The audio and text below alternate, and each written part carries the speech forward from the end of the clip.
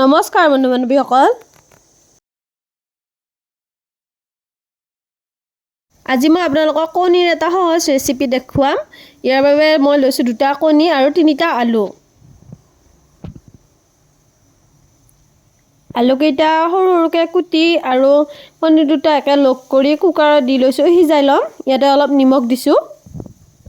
ৰেচিপিটো বনাবৰ বাবে মই বিলাহী এটা, পিঁয়াজ এটা, আদা নহৰু আৰু 2টা জলকীয়া কাটি লৈছোঁ।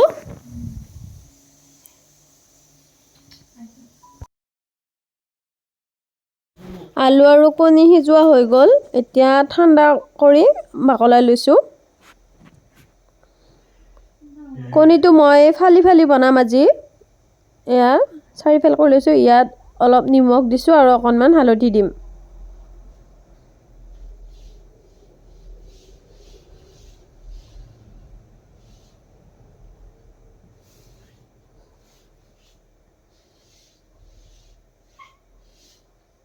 এতিয়া ভালকৈ কণীৰ চাৰিওকাষে নিমখ হালধিখিনি লগাই ল'ব লাগিব। এনেকৈ লগাই লৈছোঁ।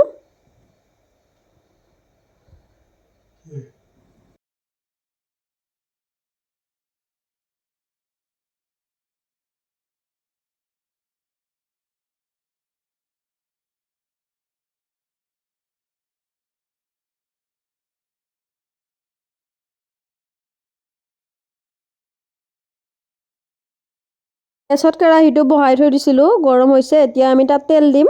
বেছিকৈ তেল দিয়া নাই। এতিয়া ইয়াত কণীখিনি বহাই দিম।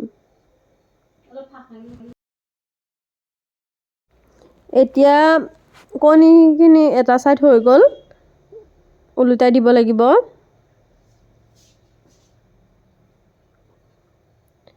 এনেকৈ মই এফাল এফালকৈ ওলোটাই দিলোঁ আৰু এতিয়া 2টা চাইডে হৈ গৈছে, নমাই থ'ব পাৰিম।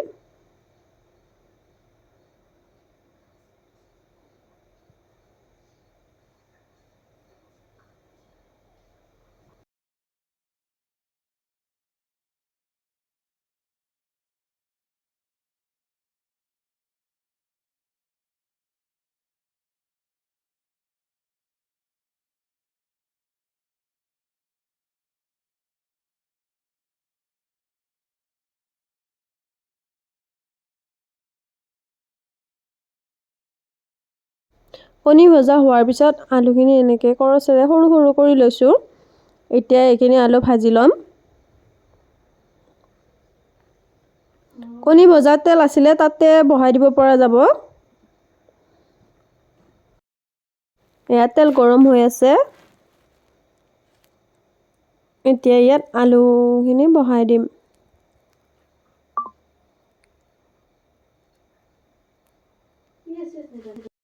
এনেকৈ লৰাই লৰাই কিছু সময় আলুখিনি ভাজিব লাগিব।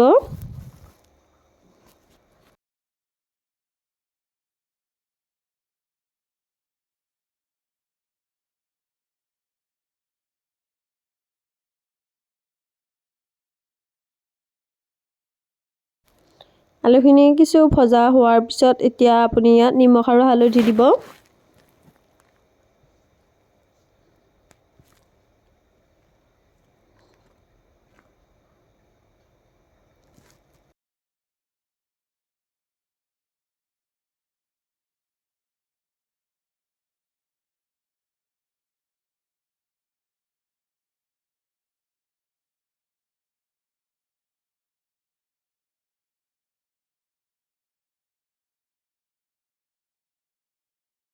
আলুখিনি কিছু সময় ভজাৰ পিছত এতিয়া মই ইয়াতে দিম পিঁয়াজ।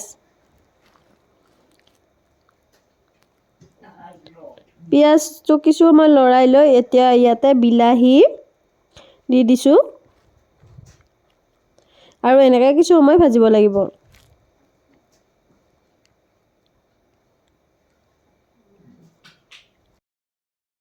ইয়াৰ পিছত মই আদা নহৰু পিচি লৈছিলোঁ, সেইখিনি ইয়াতে দি দিম আৰু ইয়াৰ লগত জলকীয়াও দিব পৰা যাব। মই 2টা জলকীয়া কুটি লৈছিলোঁ, সেই 2টা দিলোঁ।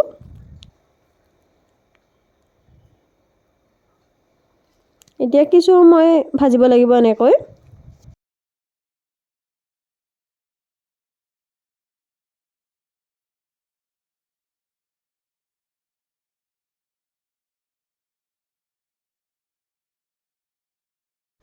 প্ৰায় এনেকৈ ভজা হৈ গৈছে। এতিয়া ইয়াত অলপ অলপকৈ পানী দিব লাগিব। প্ৰথমতে বেছিকৈ পানী দি নিদিব, অকণমান দিব, দি অলপ লৰাই দিব, আকৌ পানী বেছিকৈ দি দিব। আপোনালোকে ইয়াত গৰম পানী ব্যৱহাৰ কৰিব।